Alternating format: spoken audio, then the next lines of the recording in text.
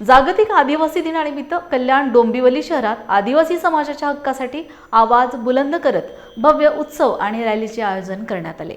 आदिवासी कल्याणकारी सेवा संस्था कल्याण डोंबिवली महानगरपालिका संयुक्त आदिवासी उत्सव समिती कल्याण मुंबई तसेच बहुजन कर्मचारी संस्था यांच्या संयुक्त विद्यमाने आदिवासी दिन उत्साहात साजरा करण्यात आला। संयुक्त आदिवासी उत्सव मंडळ कल्याण मुंबईच्या वतीने भव्य रॅलीचे आयोजन करण्यात आले होते।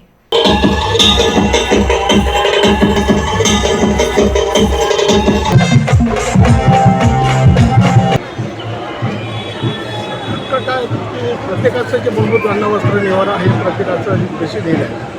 मूलभूत गरजा जेव्हा तर अन्न वस्त्र निवारा आणि ह्या देशामध्ये जे संविधान सगळ्यांनी दिलेलं आहे, पण आजही असंख्य आदिवासी या विकासापासून वंचित आहेत आणि अजूनही दारिद्र्याचा जीवन जगत खेड्यामध्ये पाड्यामध्ये आपण जर पाहतो मूलभूत गरजा आणि काही सुविधापासून वंचित आहे। अगदी रस्ते नाही, वीज नाही, त्यांना रोजगार नाही, आरोग्याचा रस्ता नाही। ही जी सरकारची जी उदासीनता आहे सर, की जर तुम्ही तुमची जर इच्छाशक्ती प्रबळ असेल, जर तुम्हाला वाटत असेल की नाही हे व्हायला पाहिजे तेच होईल। काय आहे की हे सगळं घोंगडे काम जे तुम्हाला फक्त काय आम्ही दाखवलं जाते, हे करेंगे वो करेंगे वो करेंगे, फक्त राजकारणापुरतं किंवा इलेक्शनपुरतं म्हणजे आश्वासन दिले जातं, पण त्या आश्वासनाची पूर्ती कधी केली जात नाही।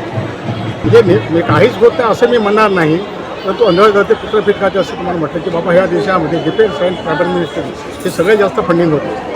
पण आमचं काय होते, आमचं पण मागं ते फडणवीस साहेबांचे ते आदिवासीच्या कर्जमुक्तीला देऊन गेले 500 कोटी। अरे काही चाललं आहे का?